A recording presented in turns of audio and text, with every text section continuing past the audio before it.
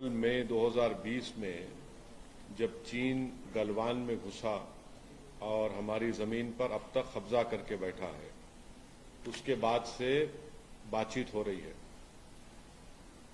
जो 23 अगस्त को जो प्रधानमंत्री नरेंद्र मोदी, वजीर आजम और चाइना के शी जिनपिंग से बातचीत हुई है, उसमें चाइनीज ऑफिशियल जो वर्जन है, उन्होंने कहा कि ये एक मीटिंग हुई है और ये मीटिंग हुई है प्राइम मिनिस्टर नरेंद्र मोदी के रिक्वेस्ट के ऊपर अगस्त 23 को, और 24 अगस्त को देश को बताया जाता है रात में कि ये मीटिंग हुई है चाइना के शी जिनपिंग के साथ। और फिर पहले कहा गया कि सोर्सेस के तौर पर लीक कर दिया गया कि चाइना बात करना चाहता था। ऑफिशियली एमईए को स्टेटमेंट देना चाहिए था प्रधानमंत्री नरेंद्र मोदी और शी जिनपिंग की ये बातचीत के बाद कि ये बातचीत हुई। चाइनीज फॉरेन मिनिस्ट्री बोलती कि प्रधानमंत्री नरेंद्र मोदी बातचीत करना चाहते थे, और फिर बाद में हम लोग फॉरेन सेक्रेटरी कुछ और कहते हैं।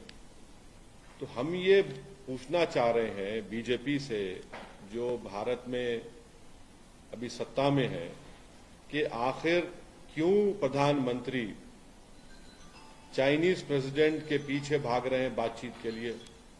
आखिर क्यों देश के प्रधानमंत्री देश को अंधेरे में रख रहे हैं कि लद्दाख बॉर्डर पर क्या हो रहा है? आखिर क्या वजह है कि भारत के प्रधानमंत्री की सरकार, नरेंद्र मोदी की सरकार, हमारी बहादुर फौज पर ये प्रेशर डाल रही है कि कोई सोल्यूशन को एक्सेप्ट कर लिया जाए? और वो क्यों नहीं इस बात का इसरार कर रही है कि जो स्टेटस को एंटे था 2020 में, उसको रिस्टोर किया जाए?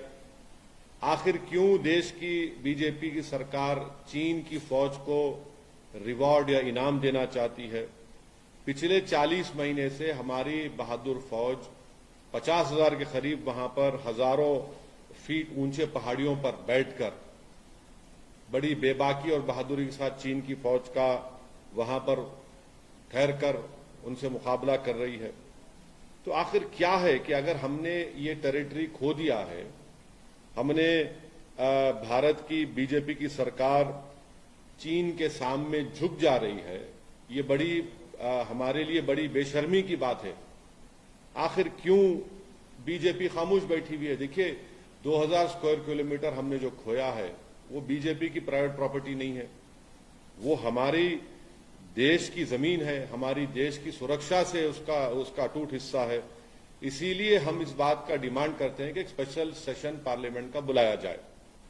तीसरी बात यह है कि आप जो बातचीत कर रहे हैं चीन से, क्या हम वो 65 में से 25 पेट्रोलिंग पॉइंट पर हमारी फौज वहां पर पेट्रोलिंग कर पा रही है? नहीं कर पा रही है। जो आप बातचीत कर रहे हैं कि क्या डेप्सांग और डेमचौक में क्या हम पेट्रोलिंग कर सक रहे हैं, जो चीन वहां काबिज होकर बैठा है, नहीं कर पा रहे हैं। और तीसरी बात यह कि जब 1962 की जंग के बाद ये पॉलिसी तय हो गई थी कि जब कभी भी बॉर्डर पर कुछ होगा तो पहले स्टेटस को एंटे को रिस्टोर किया जाएगा। वो हो ही नहीं रहा है।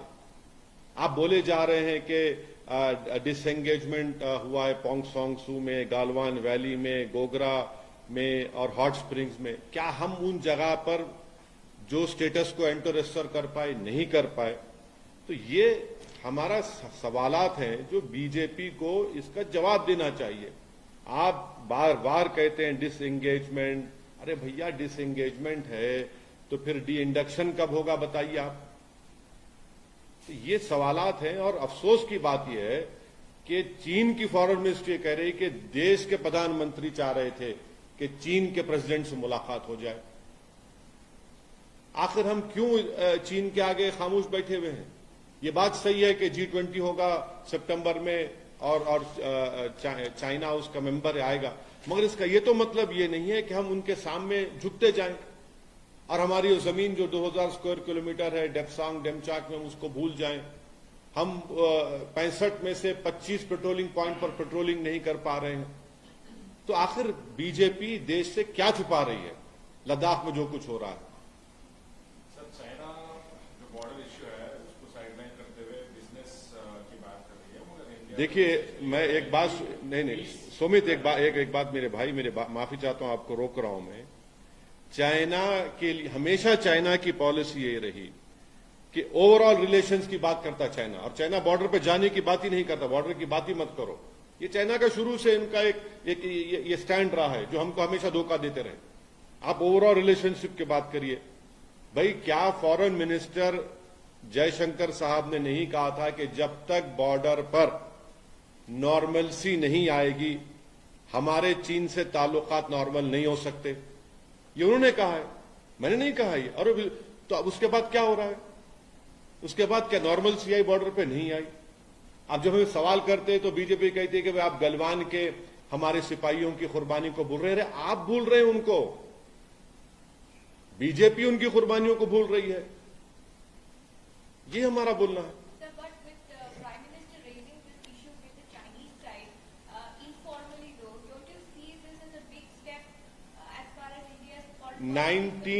Nineteen rounds of talks have been held.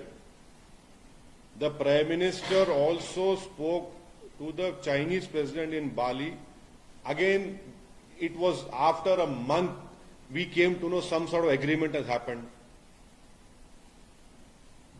23rd August, the Prime Minister of our country, Shri Narendra Modi, meets the Chinese President. And on August 24th, the nation comes to know. The Chinese Foreign Ministry releases a statement and says that this meeting happened at the request of our Prime Minister. My question is, why is our Prime Minister running after this Chinese President? And why is the BJP keeping the nation in dark about what is happening in Ladakh? Thirdly, from last 40 months, our brave soldiers are standing on those thousands of feet height, seeing eyeball to eyeball with the Chinese army. And the third and important point is that, I mean, what have these talks led to? Has the Chinese allowed us to patrol those 25 patrolling points which China has stopped us from doing? Has the Chinese allowed us to patrol Depsang and Demchok? No. Nothing is happening. So why is this government succumbing and capitulating to the Chinese? This is my question to the ruling BJP party. Why is this government pressurizing the army to agree to some sort of agreement on that border issue? You cannot do that. See, this land belongs to our country. This is not some personal property of the BJP party or any political party. And this land is deeply, organically connected to the security of our country. And I have been consistently raising this issue in the media, in the Indian Parliament, and that is why I demand that a special session of the Parliament should be called by the ruling party, and we should discuss about this. What is this that you discuss and you agree something in Bali, and later on you come to know that you agreed on something? Our Prime Minister meets the Chinese President on August 23rd. The Chinese are saying at the Prime Minister's insistence, we release some statement that sources know the Chinese wanted. Why are we hiding what is happening on Ladakh? The satellite images are very clear, which clearly shows that we are not able to patrol in Demsak and Demchok. The IPS officer of Ladakh in DGP conference categorically stated that out of 65 patrolling points, 25 we cannot patrol. What more evidence do we want?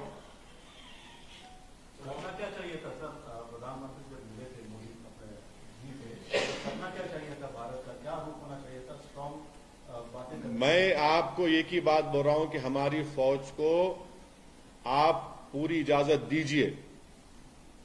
हमारी फौज बहादुर है, capable है, हमारी फौज सब कुछ जानती है।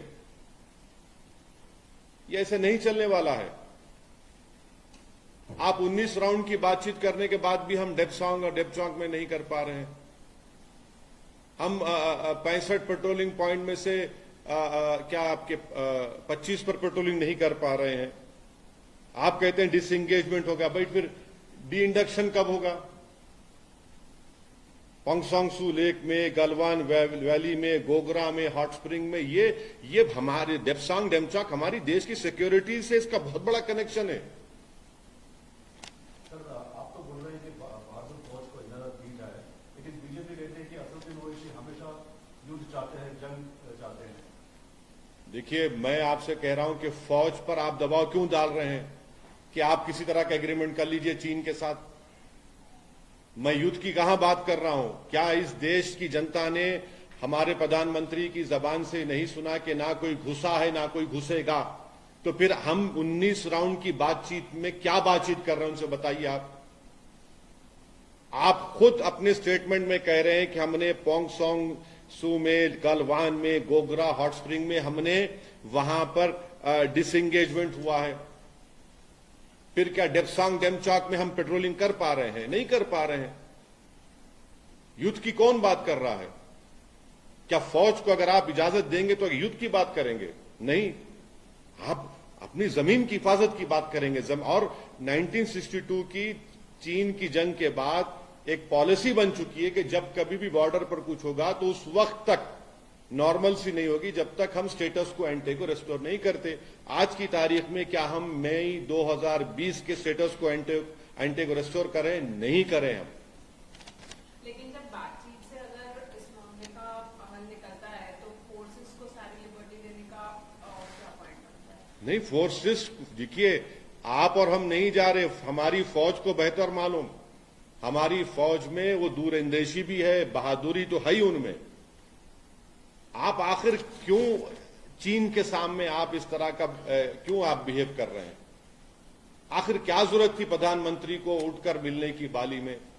और ये स्टेटमेंट देख लीजिए, ब्रिक्स समिट में 23 अगस्त को बातचीत होती है और 24 अगस्त को बताया जाता है देश को, और वो भी चीन के फॉरेन मिनिस्ट्री के स्टेटमेंट के बाद के प्रधानमंत्री ने बातचीत की रिक्वेस्ट की थी। फिर सोर्सेस के जरिए मीडिया में छोड़ दिया जाता है कि नहीं नहीं चीन चाहता था। अरे ये क्या है भाई? अगर बातचीत हो रही है 19 राउंड की तो क्या हम डेमचॉक में हमारी फौज पेट्रोलिंग कर पा रही है? नहीं कर पा रही है। हमारी फौज बहादुर है मगर हम नहीं कर पा रहे हैं वहां पर। Sir, in an official statement, he has told PM Modi that countries must bear mind of overall interest and bilateral relations, and border issues will also be safeguarded with peace and tranquility. इस बारे में उन्होंने देखिए, China जो है हमेशा border के issue पर बातचीत करना नहीं चाहता, और every time the Chinese has always been stating this golden word, overall relation. अब ओवरऑल रिलेशन उनका मतलब क्या है कि आप बॉर्डर पे मत बात करिए, आप ट्रेड पर बात करिए। इसमें मेंशन किया गया सर, बॉर्डर पर बात करेंगे, peace and tranquillity should be क्या वो तो हमेशा उनका वो स्टैंडर्ड स्टेटड स्टेटमेंट है। अरे ऑफिशियल स्टेटमेंट पहली मर्तबा नहीं है, आप उठाकर देख लो, आपको ऐसे 25 नहीं 40 स्टेटमेंट मिल जाएंगे उनके। 2020 से आपको 10 से 15 स्टेटमेंट मिल जाएंगे। हम ये पूछना चाह रहे हैं कि चाइना बार बार ओवरऑल रिलेशन, तो ओवरऑल रिलेशन में क्या फॉरेन मिनिस्टर हमारे जयशंकर साहब ने नहीं कहा था कि अनलेस नॉर्मल सी रेस्टोर नहीं होगी बॉर्डर में, चीन के साथ हमारे नॉर्मल रिलेशनशिप नहीं हो सकते? फिर ये क्या हो रहा है? फिर बताइए आप। और चाइना के हम ट्रैप में जा रहे हैं। ओवरऑल रिलेशन का मतलब क्या है? कि हम भूल जाएं डेप्सांग डेमचॉक को, हम भूल जाएं उन 25 पेट्रोलिंग पॉइंट को, हम एक्सेप्ट कर ले उन बफर जोन को। अरे भाई, हमारी फौज बहादुर है। आप फौज पे दबाव मत डालिए, आप फौज को बोलिए देखिए क्या करना है, वो करेगी फौज हमारी। सर, उनके फॉरेन मिनिस्ट्री का ये स्टेटमेंट जैसा आप बोले बहुत बार है, और उन्होंने दिया था that peace should be maintain, और मतलब अभी हमारी तरफ से क्लियर मैसेज ये था कि पीस जरूरी है। तो पीस का मतलब ये है कि हम एक न्यू नॉर्मल को एक्सेप्ट कर लें, और चाइनीज का जो एग्रेशन है हम उसको एक्सेप्ट करके चाइना को रिवॉर्ड करें, उसको अपीस करें एग्रेसर को। अगर न्यू नॉर्मल और न्यू पीस का मतलब ये कि हम चाइना को रिवॉर्ड करें क्योंकि एग्रेसर है, उसको अपीस करें, कि तो ये अपीसमेंट एग्रेसर का अपीसमेंट हो रहा है। बिकॉज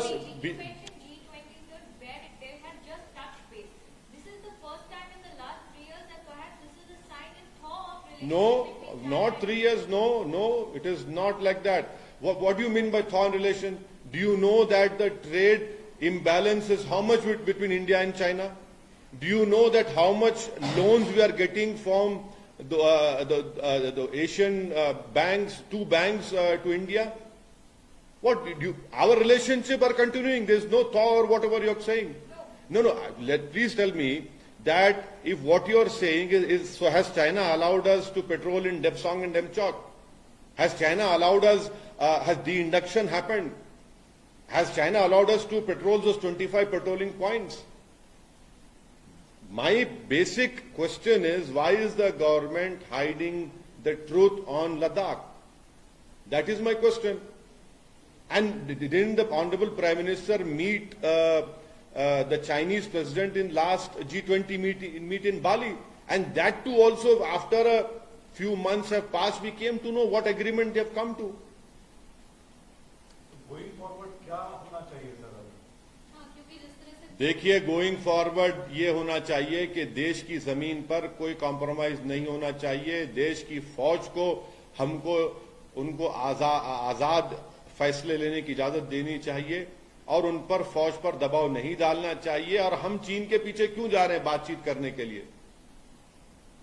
ठीक है, G20 होगा तो चीन उसका मेंबर है, मानते उस बात को, मगर इस बात को तो समझिए कि वो जो जमीन हम खो चुके हैं, जहां पर चीन की फौज बैठी हुई है, वो देश की जमीन है। वो उसकी देश की सुरक्षा से उसका बहुत इंपॉर्टेंट रिश्ता रहा है और 40 महीने से हमारी बहादुर फौज वहां पर बैठी हुई है। उनकी बहादुरी को हम सलाम करते हैं, मगर आप क्या कर रहे हैं फिर बताइए? सर, राहुल गांधी जी ने अभी यही कह रहे हैं, पैंगोंग हम लेक विजिट किए थे और वहां पे लोग बोल रहे हैं कि हजारों किलोमीटर चाइना ऑक्यूपाई करके बैठे हुए हैं। कारगिल में से उन्होंने ये इश्यू टेकअप किया, तो आपका क्या कहना है? नहीं, वो कांग्रेस पार्टी बोलेगी, मैं उस बात में नहीं बोलना चाहूंगा। सर, मुसलमान के विषय पर जब सवाल किया गया, पाकिस्तान की बात करते हैं, हमारे पड़ोसी मुल्क, दो बड़े पड़ोसी मुल्क पाकिस्तान और चीन, एक तरीके से अगर उनके साथ युद्ध जैसे वातावरण बनेंगे तो हमारे हालात भी खराब होंगे। कैसे इसको सुलझाया जाए? नहीं तो देखिए, आप कह रहे हैं युद्ध की बात, मैं युद्ध की बात नहीं कर रहा हूं। मैं आपसे कह रहा हूं कि हमारी फौज इतनी ताकतवर है, इतनी बहादुर है, इतनी दूरंदेश है कि आप उनको फैसला लेने दीजिए। मैं युद्ध की बात नहीं कर रहा हूं। कौन युद्ध की बात कर रहा है? अब कल अगर सर्जिकल स्ट्राइक होगा पाकिस्तान में जनवरी 2024 में या फरवरी 2024 में कुछ हो जाएगा, तो क्या आप ही मुझसे पूछेंगे आप क्यों सपोर्ट नहीं कर रहे, देशभक्ति दिखाइए अपनी? तो ये तो नहीं होगा ना। आप लोगों को भी एक स्टैंड लेना चाहिए। आप लोग अपना स्टैंड ले लीजिए। हम तो आपसे कह रहे हैं, मैं युद्ध की बात नहीं कर रहा हूं, मैं अपनी जमीन को हासिल करने की बात कर रहा हूं। और ये बात सबको मालूम, और खुद बीजेपी के जो वहां के जो काउंसिल के मेंबर्स हैं लद्दाख के, उन्होंने कहा ये बात। आप जवानों की बात कर रहे हैं, लेकिन सांसद होने के नाते आप अपनी तरफ से क्या रखेंगे? अब जितने नहीं, पिछले 15 मिनट से मैं यही बात कर रहा हूं। नहीं सुलझा नहीं, देखिए, देश में सत्ता में बीजेपी है और हमारे देश के प्रधानमंत्री नरेंद्र मोदी हैं। उनके ऊपर ये जिम्मेदारी आयद होती है, क्योंकि देश को अप्रैल मई 2020 में वजीर आजम नरेंद्र मोदी ने कहा था कि ना कोई घुसा है, ना कोई घुसा है। फिर क्या बातचीत हो रही बताइए आप? फिर अगर कोई घुसा नहीं है, ना कोई घुसेगा, तो फिर आप 19 राउंड की क्या बातचीत कर रहे हैं? फिर आप डिसएंगेजमेंट की बात क्यों कर रहे हैं? फिर आप, इसका मतलब चीन घुस के बैठा है। तो झूठ किसने कहा? मैंने कहा झूठ। मैं उस वक्त भी 2020 में आपको बोला था कि देखिए, ये चीन घुस के बैठा है और हम अपनी जमीन को खो रहे हैं। फिर लद्दाख के एक आईपीएस ऑफिसर ने डीजीपी कॉन्फ्रेंस में ये बात को कह दिया कि 65 में से 25 पेट्रोलिंग पॉइंट पर भारत की फौज पेट्रोलिंग नहीं कर सकती है। डेप्सांग डेमचाक में तो हम जा ही नहीं पा रहे हैं। ये सब चीजें हैं। ये देश को, आप इसको पॉलिटिकल इश्यू के तौर पर मत देखिए, बल्कि इसको देश की सुरक्षा से उसको जोड़कर देखिए, देश के मुस्तकबिल को सामने रखकर देखिए, हमारी फौज को सामने रखकर देखिए आप। सर, आपने कई बार जुनैद नासिर के मामले में राजस्थान कांग्रेस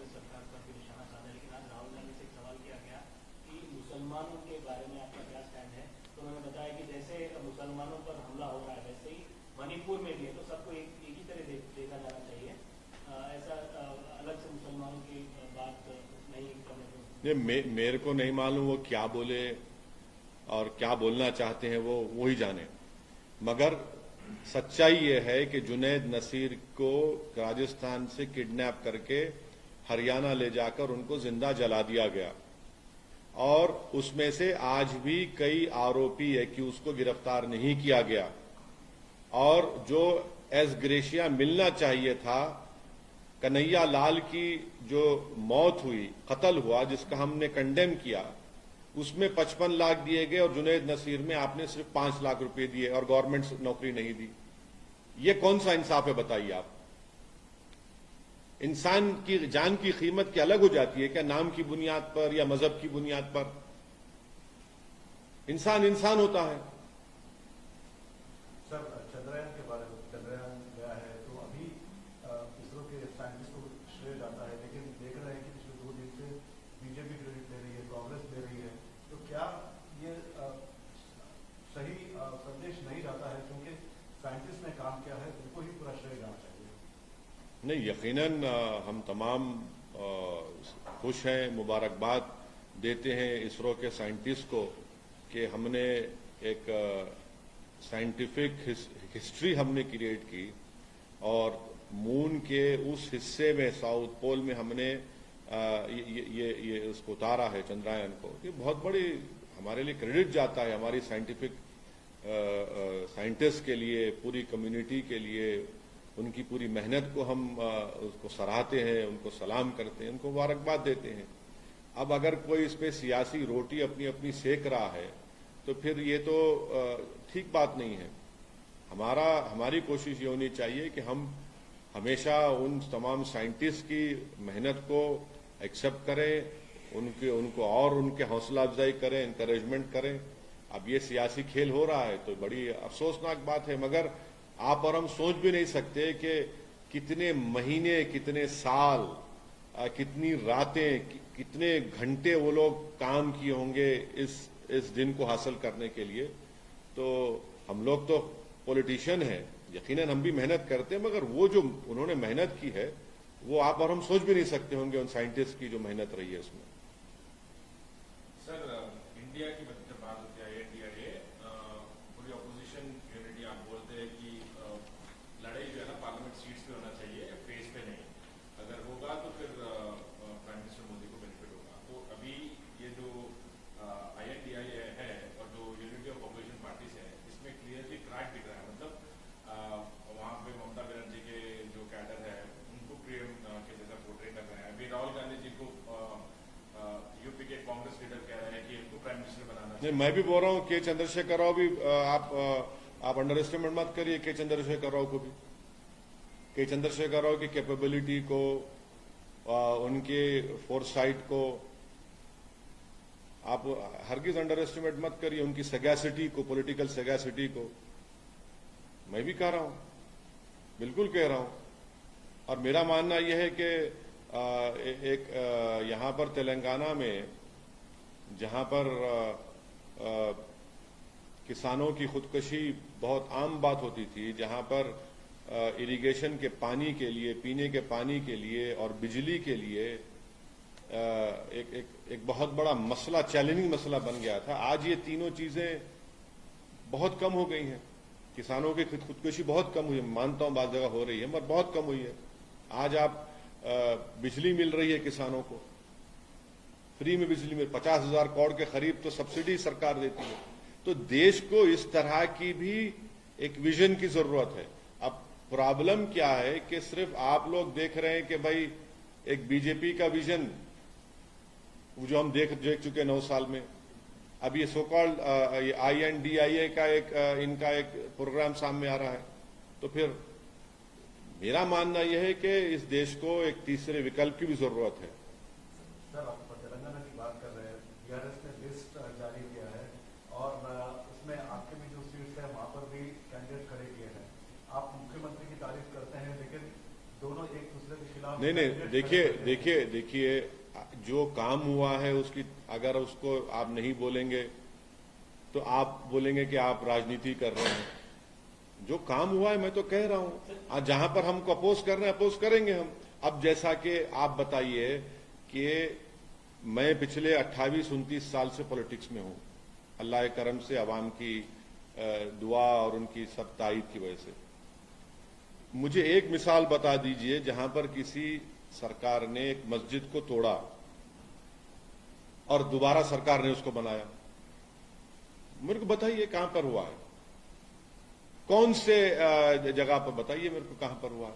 तो ये काम हुआ है, उसको एक्सेप्ट करना पड़ेगा। आप बोलेंगे अरे भाई इलेक्शन के मुकाबला होगा जब, तो सर आप इस बार ज्यादा सीट्स पे लड़ने का, अरे मुकाबला करेंगे, नहीं मुकाबला होगा। हम अपने जहां पे हमारे कैंडिडेट खड़े रहेंगे मुकाबला करेंगे, उनको एमएलए बनाने की हम पूरी कोशिश करेंगे। ये बिल्कुल सही है। नहीं, देखिए चीफ मिनिस्टर ने हमारे बारे में जो बात कही है मैं उनका शुक्रिया अदा करता हूं, और मुझे यकीन है कि तेलंगाना की आवाम जो है उनके अच्छे काम जो किए हैं और बहुत से अच्छे काम वो किए हैं, मैं मुकम्मल, मेरे को मालूम तुम क्या पूछने वाले हैं, मैं जवाब नहीं कहीं नहीं आ रहा हूं। तुम इतना बेचैन मत हो जाओ, तुम कांग्रेस पार्टी का सवाल करना चाह रहे हैं, मैं बोलूंगा, ठहरो अभी सुनो। तो ये काम हुआ है तो उसमें बुरी बात क्या है, उसको बोलना चाहिए ना भाई। बाबरी मस्जिद जब शहीद हुई थी, यही कांग्रेस पार्टी ने देश को कहा था कि हम वहां मस्जिद बनाएंगे, आपने बनाया वहां पर। आपके क्या CWC में आपने ये कहा था, ये बात भूल गया जा, आप बताइए कहां पर हुआ है।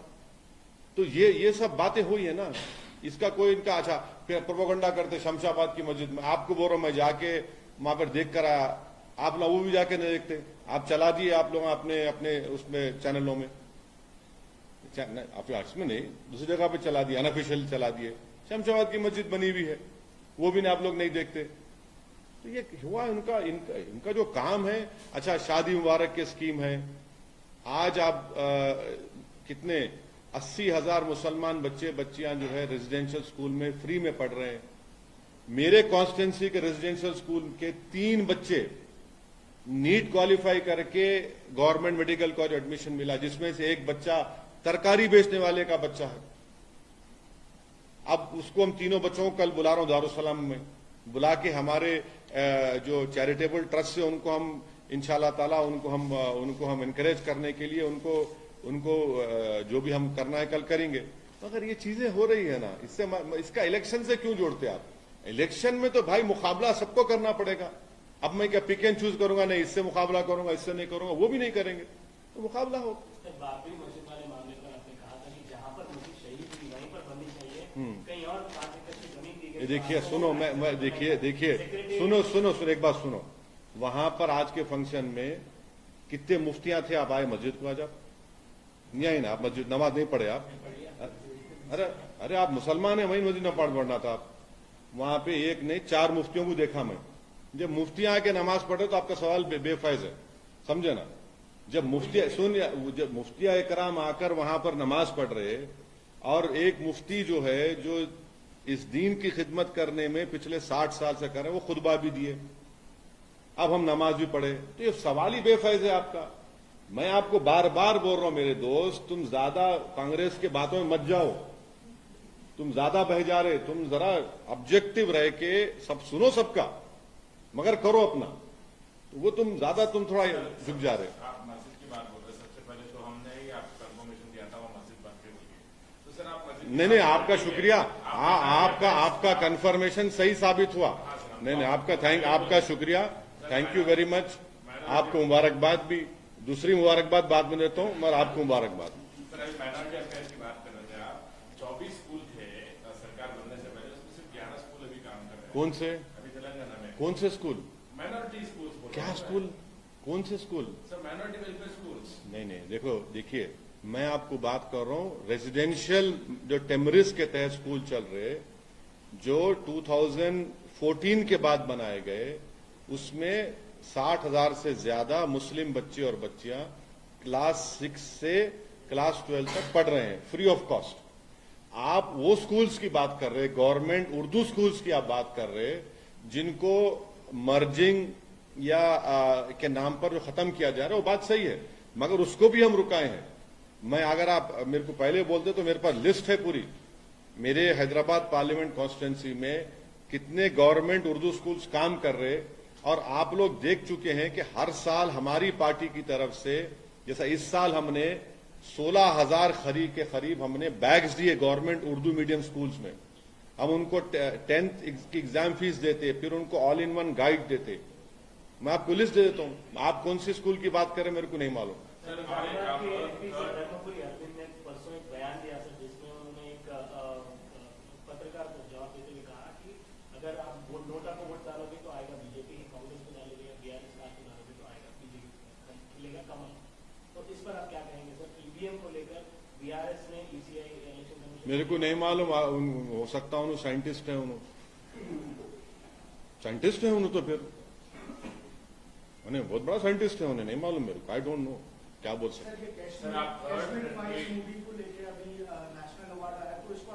क्या अवार्ड आया वो, क्या अवार्ड है वो बोलो। हाँ, क्या अवार्ड, क्या है उसका नाम, क्या है अवार्ड का वो? हाँ, वो पिक्चर से नेशनल इंटीग्रेशन हो रहा, जिस पिक्चर को देखने के बाद थिएटर में खड़े होके लाखों गालियां मुसलमान को दे रहे, नफरत की बातें कर रहे, पूरा हेट एटमॉस्फेयर क्रिएट कर रहे। आपने कश्मीरियों को गाली दे दी, आपने क्या क्या कर दिया आपने। वो तो पिक्चर एक फिक्शन पे बनाई गई थी। तो ये तो प्रधानमंत्री खुद पिक्चरों को प्रमोट कर रहे आजकल। हाँ, प्रधानमंत्री प्रमोट किए ना वो पिक्चर को प्रमोट किए, केरला की पिक्चर को प्रमोट किए। हाँ, मान लिए ना बाप, प्रमोट कर रहे। प्रधानमंत्री का काम है पिक्चरों को प्रमोट करना। देख, अपने आप को प्रमोट कर रहे, 9 साल से समझ सकते हो उस बात को, मगर यह पिक्चर को ही प्रमोट करे। तो जो पिक्चर से नफरत फैल रही है, जो पिक्चर से एक समुदाय में गलत बात जा रही है, उसको आप नेशनल इंटीग्रेशन का अवार्ड दे, और वो भी एक ऐसी नरगिस दत्त जिसकी जिंदगी इस देश की डाइवर्सिटी प्लूरलिज्म के लिए वो खड़ी रही। अब उसके नाम से अगर दे रहे हैं तो फिर अब क्या बोल सकते हैं? हम तो सिर्फ अब कुछ नहीं बोल सकते, सिर्फ यही बोल सकते हैं कि अब क्या बाकी रहा, कुछ बाकी नहीं रहा अब तो। सर, आप थर्ड मतलब अल्टरनेटिव चाहिए बोल रहे हैं आप। इंडिया जो INDI है वो तो अल्टरनेटिव ही है ना सर, मतलब पूरी यूनिटी ऑफ अपोजिशन। नहीं, वो अल्टरनेटिव नहीं है। इस देश में हमेशा एक 50 साल के करीब कांग्रेस की सरकार रही, और करीब अब 18-19 साल, क्या 18 साल हो जाएंगे 20 बीजेपी के।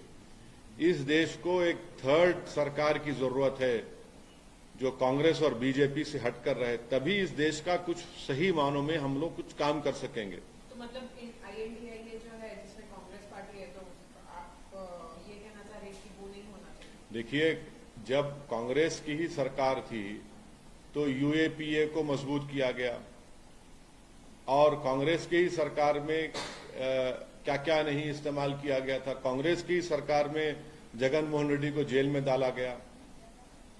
ऐसे कई एग्जाम्पल्स आपको दे सकता हूं मैं।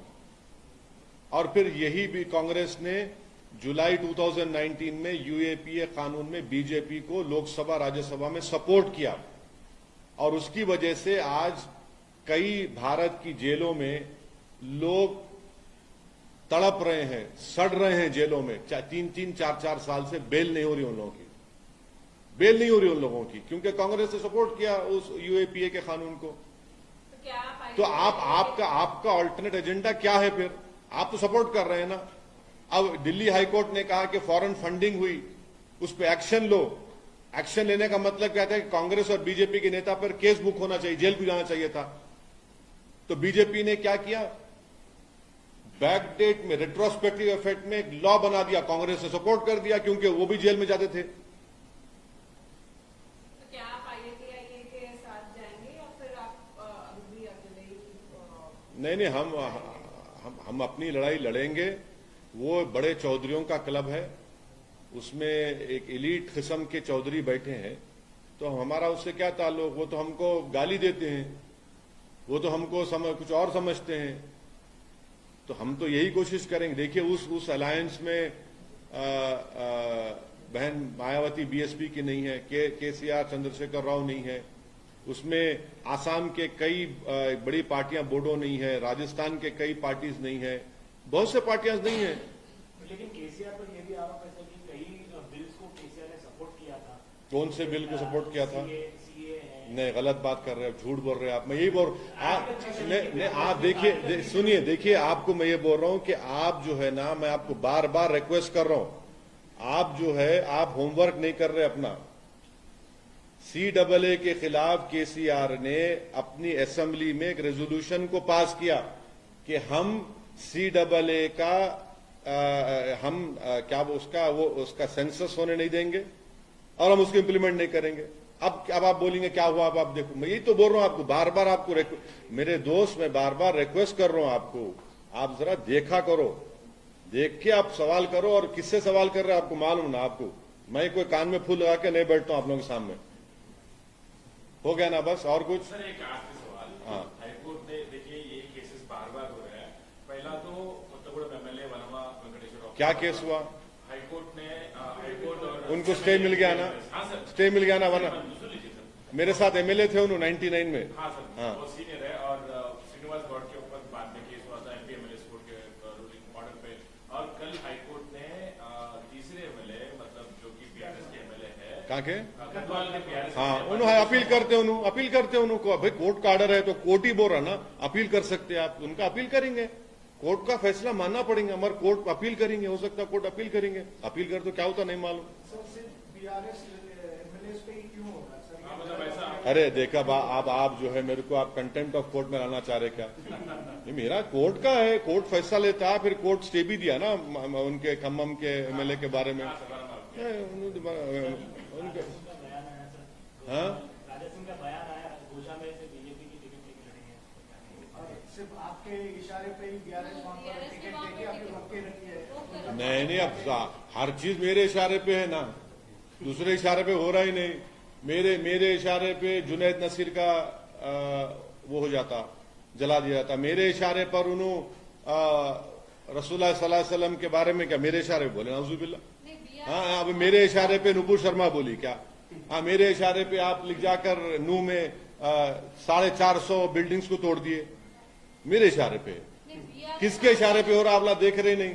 BRS आपके इशारे पे जो है चल रही है, इसीलिए। हाँ, मेरे देखिए, आप लोग सुनिए, आप लोग नहीं जानते, हम लोग तेलंगाना के खिलाफ थे, ये एक फैक्ट है। हम लोग प्रणब मुखर्जी कमेटी को लिखकर दिए थे, तब भी केसीआर कामयाब हुए ना। तो क्या मेरी बात सुने, उनकी पॉलिसी अलग है, हमारी पॉलिसी अलग है, मगर उन्होंने जो अच्छा काम किए उसको आपको बोलना चाहिए।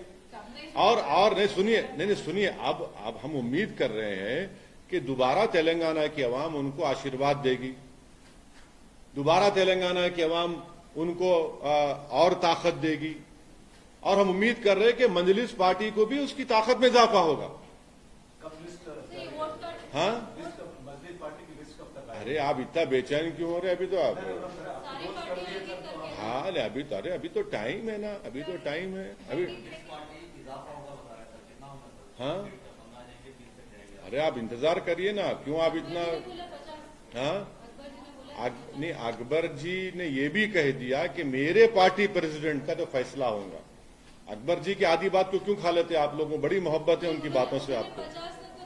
नहीं, अकबर जी ने पूरी बात की थी, वो पूरी बात नहीं बोल रहे आप। मेरे को मालूम लंच का टाइम है, मगर इतना नहीं, आधा नहीं बोलना चाहिए आपको। और कुछ? थैंक यू, शुक्रिया।